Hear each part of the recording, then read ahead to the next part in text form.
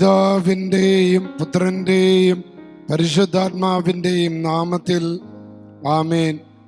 പ്രിയപ്പെട്ട മക്കളെ, നിങ്ങളെല്ലാവരെയും ഡെയിലി ഡെലിവറൻസ് പ്രാർത്ഥനയിലേക്ക്, നിങ്ങളുടെ ആത്മാവിനെ, നിങ്ങളുടെ ശ്രദ്ധയെ, നിങ്ങളുടെ പ്രാർത്ഥനാ ചൈതന്യത്തെ Kozhikode Mother of God cathedral പള്ളി, ഈ അത്ഭുത പള്ളി, ഈ അത്ഭുത ഈ അൾത്താരയിൽ എഴുന്നള്ളിയിരിക്കുന്ന കർത്താവായ യേശുവിൻ്റെ മുൻപിലേക്ക് ഞാൻ ഒത്തിരി സ്നേഹത്തോടെ സ്വാഗതം ചെയ്യുകയാണ്. പ്രിയപ്പെട്ട മക്കളെ, അനവധിയായ നിയോഗങ്ങളാണ് ദൈവമക്കള് സമർപ്പിക്കുന്നത്. ഇന്ന് അവയെല്ലാം നമ്മൾ ഈശോയുടെ അടുത്ത് ഏൽപ്പിക്കുക. സ്ഥലവിൽപ്പന നടക്കുന്നതിനുള്ള തടസ്സങ്ങൾ സമർപ്പിക്കുന്നു, കടബാധ്യതകൾ സമർപ്പിക്കുന്നു, ബിസിനസ്സിലെ തകർച്ചകൾ സമർപ്പിക്കുന്നു, അവരുടെ സ്ഥാപനങ്ങൾക്ക് മതിയായ വാടകകൾ കിട്ടാൻ വേണ്ടി എൻ്റെ നിയോഗങ്ങൾ സമർപ്പിച്ച് പ്രാർത്ഥിക്കുന്നു. വേറൊരു കുടുംബം പ്രാർത്ഥിക്കുക, ദൈവമേ ഈശോയെ സൗഖ്യം നൽകണമേ.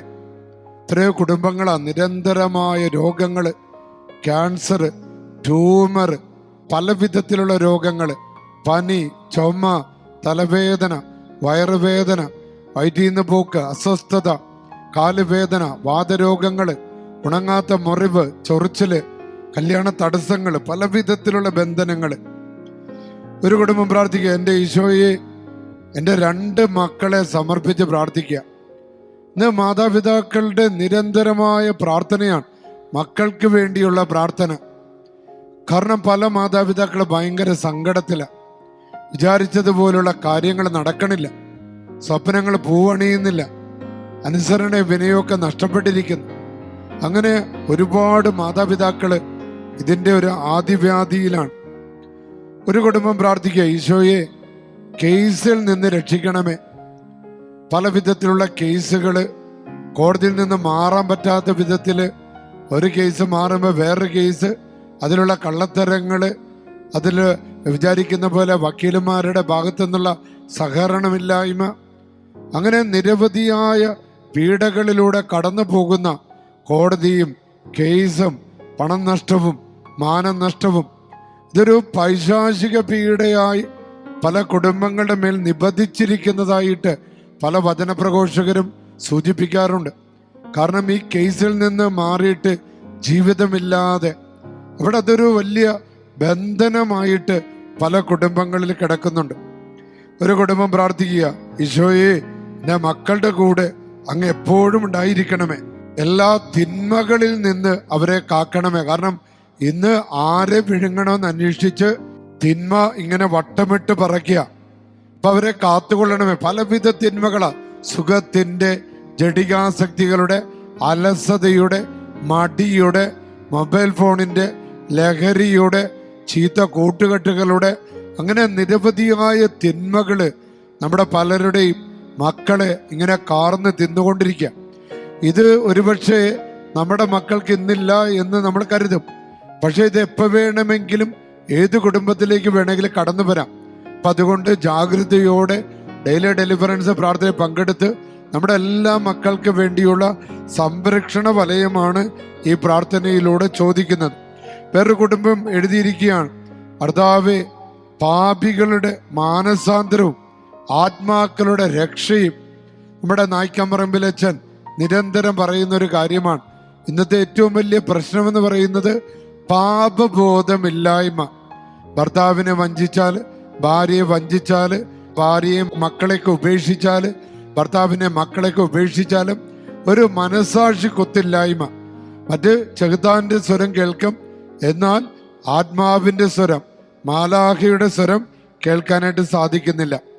അതോടൊപ്പം തന്നെ ഒരു കുടുംബം പ്രാർത്ഥിക്കുക, എൻ്റെ മകൻ്റെ ജോലി തടസ്സം മാറ്റണമേ. മകളുടെയും മകൻ്റെയൊക്കെ ജോലി തടസ്സങ്ങൾ നിരവധി കുടുംബങ്ങൾ അഭിമുഖീകരിക്കുന്ന പ്രശ്നമാണ്. ചിലരുടേത് അവരുടെ ചുണ്ടിനും കപ്പിനും ഇടയിൽ ജോലി വരും, കിട്ടില്ല. പ്രത്യേകിച്ച് വിദേശത്ത് ഇവിടെ നിന്ന് പല പെൺകുട്ടികളും ആൺകുട്ടികളും വിളിക്കും. അവിടെ ഇന്റർവ്യൂ ഒക്കെ കഴിഞ്ഞ് തരാമെന്നൊക്കെ, ജോലിയൊക്കെ തരാമെന്നൊക്കെ പറഞ്ഞ്, ചില ആശുപത്രികളൊക്കെ ജോലി കൊടുക്കാമെന്നൊക്കെ പറഞ്ഞു. എന്നാൽ അവസാന നിമിഷം അത് അങ്ങോട്ട് ഒഴിഞ്ഞു പോകുന്നു. അത് ഒരു സാധാരണ കാര്യമല്ല. നിരന്തരം ഇത്തരത്തിലുള്ള അനുഭവമുള്ള ഒരുപാട് മക്കള് വിളിക്കുന്നുണ്ട്. അപ്പം അവരെയും അത്തരത്തിലുള്ള പ്രതിഭാസങ്ങൾ നേരിടുന്ന മക്കളെയും നമ്മൾ സമർപ്പിച്ച് പ്രാർത്ഥിക്കാം. ഈശോയെ, എൻ്റെ കുടുംബത്തിലെ അസുഖങ്ങൾ മാറ്റി തരണമേ.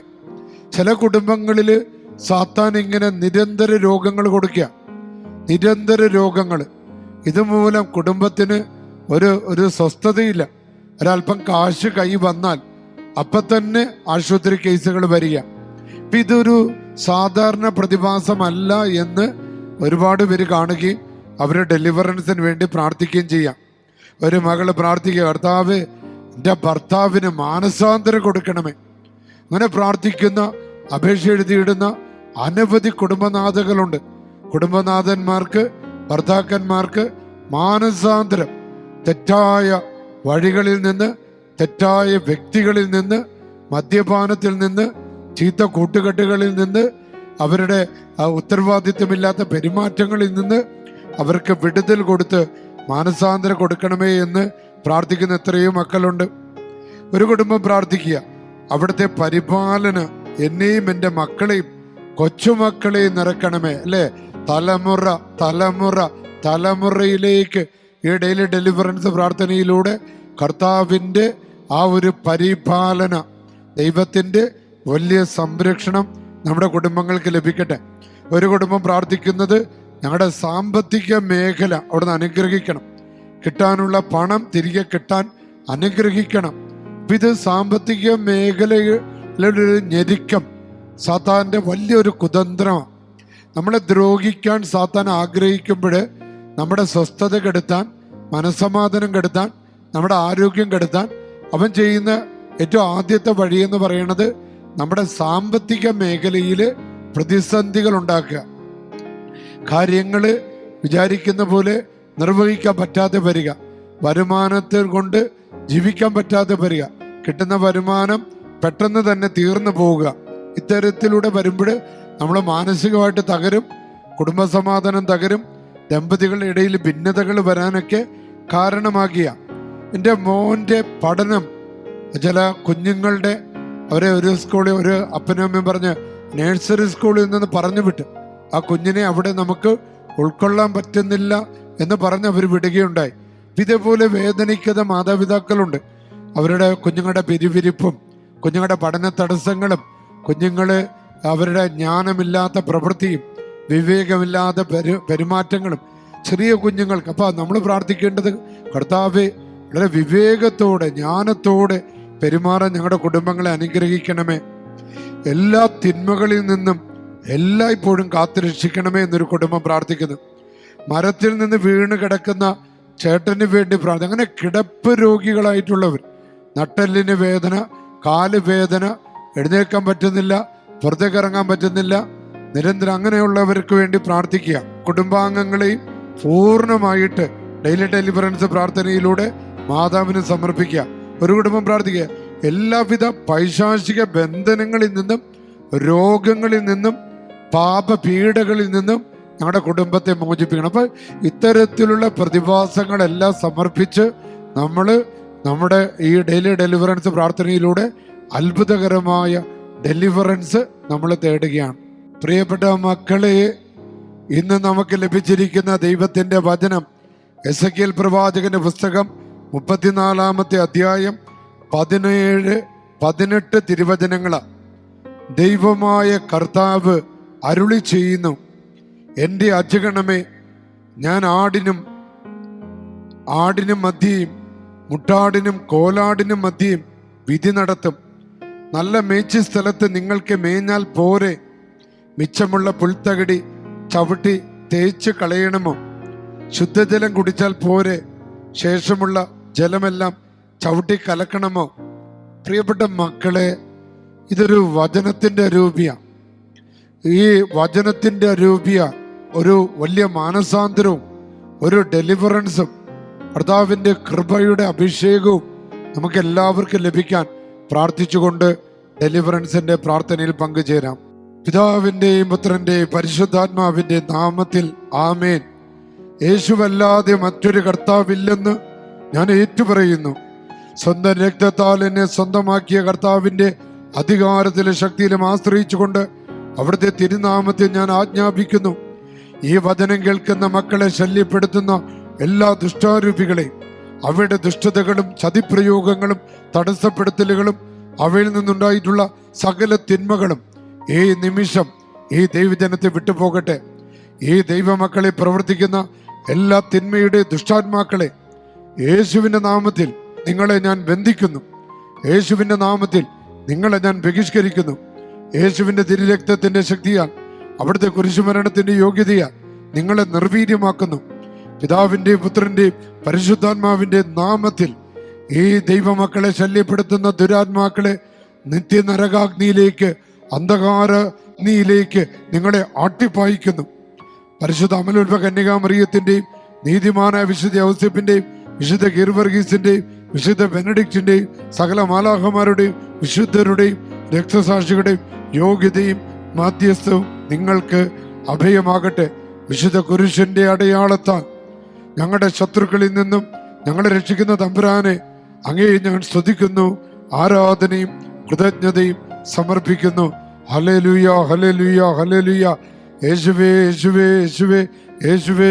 ഈ മക്കളിൽ പ്രവർത്തിക്കുന്ന എല്ലാ ദുഷ്ടാരൂപികളോടും യേശു എനിക്ക് നൽകിയിരിക്കുന്ന എൻ്റെ പൗരോഹിത്യത്തിന്റെ അധികാരം ഉപയോഗിച്ചുകൊണ്ട് ഞാൻ കൽപ്പിക്കുന്നു, ദുഷ്ടാത്മശക്തികളെ ഈ മക്കളിൽ നിന്ന് വിട്ടുപോ, ഈ മക്കളിൽ നിന്ന് ഒഴിഞ്ഞു പോ. ഉച്ചാടനം ചെയ്ത് ബന്ധിച്ച് ശാസിച്ച് ബഹിഷ്കരിച്ച് പ്രാർത്ഥിക്കുന്നു. സ്തുതിച്ച മക്കളെ ഹല്ലേലൂയ, ഹല്ലേലൂയ, ഹല്ലേലൂയ.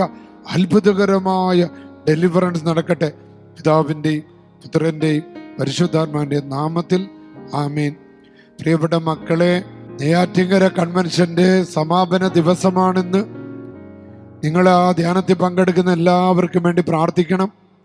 നെയ്യാറ്റിൻകര രൂപതയിലെ മെത്രാന് വേണ്ടിയും അവിടുത്തെ വൈദികർക്ക് വേണ്ടിയും ഇന്ന് ഈ കൺവെൻഷനിൽ പങ്കെടുക്കുന്ന എല്ലാവരെയും നബിയൊന്ന് മെത്രാൻ വിശുദ്ധ കുർബാന അർപ്പിക്കുന്ന ദിവസം കൂടിയാണ്. അപ്പം എല്ലാവർക്കും വേണ്ടി പ്രത്യേകം പ്രാർത്ഥിക്കണമെന്ന് അപേക്ഷിക്കുന്നു. സർവശക്തനായ ദൈവം പിതാവും പുത്രനും പരിശുദ്ധാത്മാവും നിങ്ങളെ അനുഗ്രഹിക്കട്ടെ. ആമേൻ.